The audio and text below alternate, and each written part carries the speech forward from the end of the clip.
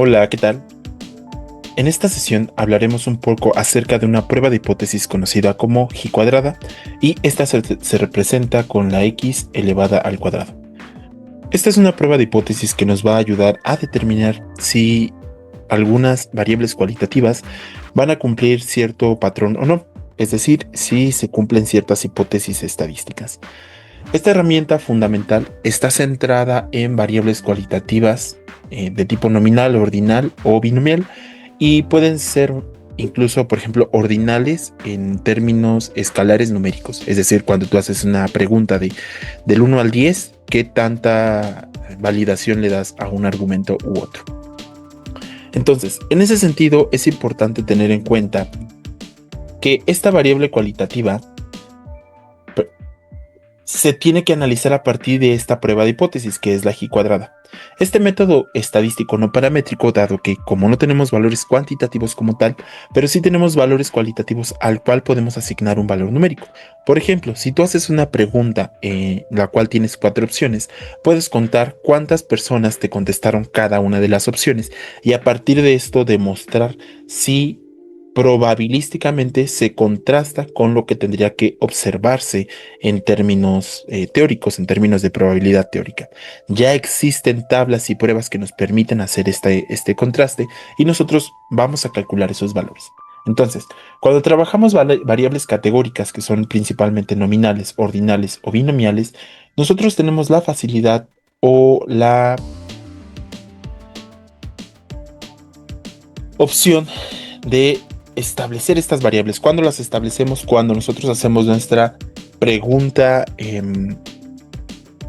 cualitativa en nuestras encuestas, y esto lo hacemos previamente desde el establecimiento de la matriz de operacionalización de variables. ¿Qué es lo que quiero y cómo lo voy a analizar? Una vez que yo ya haya recabado las respuestas cualitativas, asumiendo que todas las categorías son igual de importantes dentro de la pregunta, tenemos que ver si existe una diferencia significativa entre lo que realmente está observado en la muestra que estamos determinando de la población sugerida contra lo que indican los parámetros teóricos. Entonces, tenemos que tener en cuenta que hay tres cosas a contrastar. La observación, que es los datos reales que ya recolectamos de la encuesta. Una expectativa que es, ok, estos valores, ¿cómo se supone deben ser en términos teóricos, en términos de probabilidad? Y por último, una comparación, que es decir, ok, yo tengo este valor observado y lo contrasto con este valor esperado, se acopla, no se acopla, es diferente, es igual. Y esto nos permite a mí establecer si para esa pregunta, en esa muestra, en esa población, si se cumple una diferencia estadísticamente significativa o no. Esto sugiriendo en términos de una distribución G cuadrada, que estas distribuciones son aquellas en las cuales no tenemos como tal una distribución simétrica, es decir, una distribución normal simétrica, sino que hay un ligero sesgo ya sea hacia la izquierda o un ligero sesgo hacia la derecha. Y cuando hablamos de sesgos es si yo tengo mi distribución de esta manera, a lo mejor se distribuye así. Si se dan cuenta, si es distribución normal porque tengo datos a ambos lados, pero no es simétrico porque tengo mayor cantidad de lados hacia acá que datos hacia acá. Pero también algunos sugieren que puede utilizarse una distribución por el contrario, cuando tienes un sesgo hacia la izquierda, porque significa que tienes mayor cantidad de datos en este punto que en este otro punto. Esto hace que la distribución no sea simétrica. Entonces, cuando nosotros utilicemos alguna aplicación como Probability Distributions, tenemos que buscar la distribución de G cuadrada. Se parte de este hecho porque al enumerar nosotros cantidad de datos, si por ejemplo aquí partimos del hecho de que el dato inicial es 0, 1, 2, 3, etc., a lo mejor muchos de los datos los vamos a tener concentrados en esta área. Si la pregunta es en términos de haces 5 categorías y evalúas cuántos contestaron ninguno, a lo mejor muchos contestaron ninguno y vamos a tener valores numéricos según la respuesta que nosotros hayamos obtenido. Entonces, para esta prueba de hipótesis vamos a utilizar esta fórmula, que es la fórmula de G cuadrada, donde vamos a tener en cuenta 3 elementos. Este que ya lo hemos visto, que corresponde a la suma de todos los elementos, Y posteriormente vamos a tener esto que es lo observado, esto que es lo esperado y esto que es lo esperado. Entonces, en términos matemáticos, para cada dato observado le vamos a restar su dato esperado, lo elevamos al cuadrado y ese resultado lo vamos a dividir otra vez entre el dato esperado. La suma de todos estos elementos, es decir, esta operación la tengo que hacer tantos datos observados yo haya realizado, el valor que me va a dar es el valor calculado de G cuadrada. Y ese valor es el que tengo que contrastar en torno a la variable, perdón, en torno a un valor crítico, que es el valor que vamos a obtener nosotros en tablas. Entonces, para esto tenemos que auxiliarnos de una herramienta que se va a llamar tablas de contingencia. Pero, ¿qué es una tabla de contingencia? Es una matriz y es una herramienta en la cual yo voy a recabar datos para resumir información en torno a dos variables cualitativas. Es decir, la prueba de G cuadrada siempre tiene que tener dos variables cualitativas. Y estas dos variables cualitativas pueden ser dos preguntas diferentes de la encuesta. Una puede ser escala ordinal y otra puede ser binomial, o una puede ser binomial y la otra puede ser nominal, o ambas pueden ser nominales. Lo que queremos es resumir cuántos elementos hay de la respuesta 1 de la pregunta 1 con respuesta 1 de la pregunta 2 y luego cuántos elementos hay de la pregunta 1 respuesta 2 con los elementos que se relacionan con la pregunta 1 respuesta 1. Y esto lo vamos a hacer tantas variables nosotros tengamos. Entonces, vamos a partir del hecho de que para esta prueba de hipótesis de G cuadrada, las variables son independientes. Significa que una variable cualitativa no depende de la otra variable cualitativa. Un ejemplo, si tú vas a consumir alguna bebida, el consumo de tu bebida tiene que ser independientemente a la alcaldía de donde vives. A eso partimos con independencia. Entonces, una vez dicho esto, tenemos que tener en cuenta que esta va a ser nuestro modelo típico de tabla de contingencia, donde vamos a tener una variable de este lado y otra variable de este lado. Aquí vamos a tener las categorías y las otras categorías. Es decir, lo que yo quiero hacer es el conteo de cuántos elementos hay en la unión de la respuesta 1 con la respuesta 2, o con la respuesta 1 de esta variable, o al revés, respuesta 1 de la pregunta 1 con respuesta 2 de la pregunta 1. De esta manera, yo voy estableciendo esta unión interlazando estos elementos. Ahora, para que yo pueda establecer correctamente estos elementos, lo tengo que hacer tantas categorías yo tenga para cada una de estas variables. Y al final de cuentas yo tengo que hacer algo que se llama frecuencias marginales.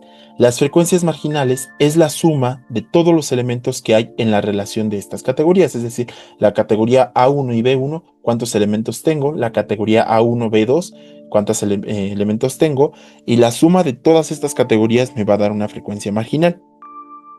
Lo mismo del otro lado.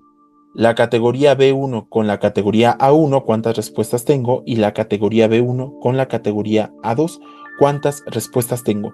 La suma de esto, vamos a llamarlo frecuencias marginales para las columnas.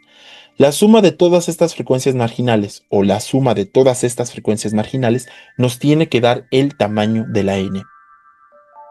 ¿Y cómo calculo? Pues como lo mencionaba hace rato, una vez que tú hayas obtenido las frecuencias observadas en la unión de ambas variables o de ambas categorías, categoría A1 con categoría B1 y después categoría B1 con categoría A2 o así o como tú lo quieras estructurar, vamos a hacer la suma correspondiente. En el caso de las filas, reitero, se suman todas estas frecuencias y en el caso de las columnas se suman todas estas frecuencias. Y el total general tiene que ser la suma que hay, ya sea en las frecuencias marginales de las filas o en las frecuencias marginales de las columnas, pero jamás ambas, porque si hacemos ambas estaremos duplicando la serie de datos. Tenemos un ejemplo de una tabla de contingencia con variables cualitativas. Y el ejemplo dice, imaginemos un estudio de comunicación pública de la ciencia en la UNRC, donde analizamos dos variables cualitativas, variable A, el medio de consumo de ciencia, con las categorías redes sociales y televisión, y variable B, nivel de confianza en la ciencia, con la categoría alto, bajo y basta. Encuestamos a 100 personas, entonces 30 personas fueron las que contestaron que consumen a través de redes sociales y su nivel de confianza es alto. Pero 20 personas solamente contestaron que consumen redes sociales y su nivel de confianza es bajo. Para el caso de televisión, 10 personas contestaron que ven televisión y su nivel de confianza es alto, y 40 personas consideraron que ven televisión, pero su nivel de confianza es bajo. Para las frecuencias marginales de la suma, yo tengo que sumar estos elementos y me da 40, y luego sumo estos otros elementos y me da 60. En el caso de las frecuencias marginales de las filas, yo sumo esto más esto y me da 50, y luego vuelvo a sumar en la parte de abajo 10 más 40 y me da 50. Si yo sumo estas dos, me va a dar un total de 100. Si yo sumo estas dos, me va a dar un total de 100. Pero en caso de que yo sumara estos, me va a dar un total de 200. ¿Por qué? Porque estoy duplicando datos. Entonces, para las frecuencias totales, tengo que sumar ya sea solamente las frecuencias marginales de las columnas que corresponden a estas, o las frecuencias marginales de las filas que corresponden a estas. Entonces, una vez que yo ya establecí esto y que tengo esta herramienta, tengo que tener en cuenta que, y regresando a la G cuadrada, las características y supuestos de la G cuadrada. Como lo vimos en el ejemplo anterior, necesitamos exclusivamente de variables categóricas, datos nominales, ordinales o binomiales, y tienen que estar organizados en categorías directas. Si por ejemplo tú tienes una ordinal cuantitativa, es decir, una escala que del 1 al 10, antes de hacer esto tú tienes que tener en cuenta que tienes que establecer los intervalos de confianza, y eso se hace con estadística descriptiva, aunque, y recalco, esos datos no correspondan o no se tengan que analizar con estadística descriptiva. ¿Por qué? Porque estamos hablando de variables cualitativas. Vamos a partir del hecho de que hay independencia entre las observaciones. Por ejemplo, aquí, el consumo de redes sociales, de ciencia, o a través de diferentes medios de comunicación, es independiente al nivel de confianza que tienen.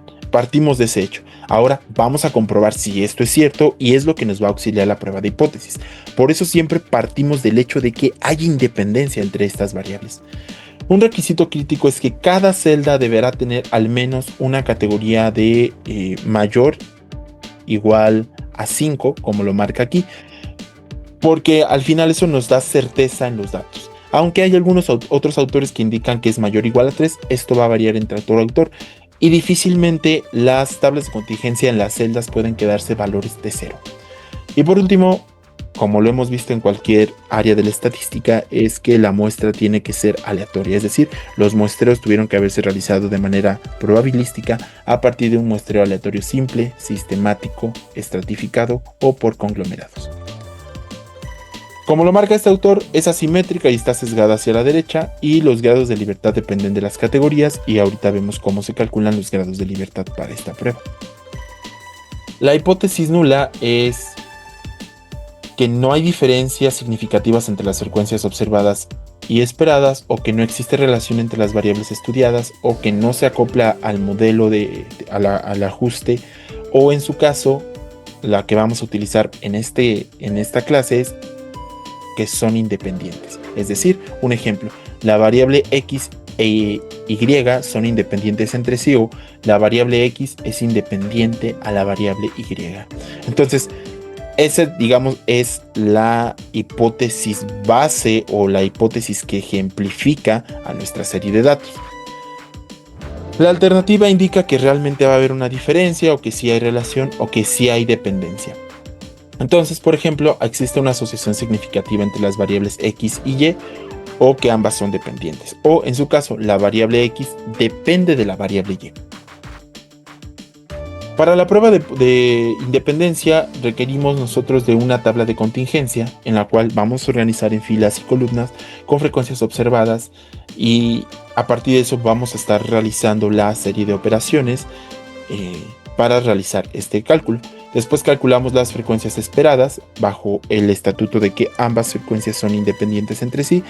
Y por último vamos a comparar el valor crítico que es el que obtenemos de tablas o a partir de la aplicación versus el valor calculado que es el que obtenemos con la fórmula que podemos hacer aquí. Entonces, hasta este punto tenemos que tener en cuenta que existe una prueba que nos va a permitir contrastar las variables cualitativas respecto a las variables las variables cualitativas en sí con esas mismas variables cualitativas para ver si hay relación o independencia entre estas variables. Y esto nos vamos a auxiliar con esta fórmula que vamos a utilizar. Entonces, acuérdense que son datos observados, son los datos que yo registré para cada categoría en la tabla de contingencia respecto a los datos esperados, que esto los obtengo a partir de otra fórmula que les voy a enseñar en el siguiente video en Excel, para que ustedes vayan viendo cómo obtener estos valores calculados y estos valores esperados y hacer el procedimiento de la fórmula. Entonces, hasta este punto es de manera teórica cómo se realizan o cuáles son los fundamentos, propiedades y características de el estadístico G cuadrada.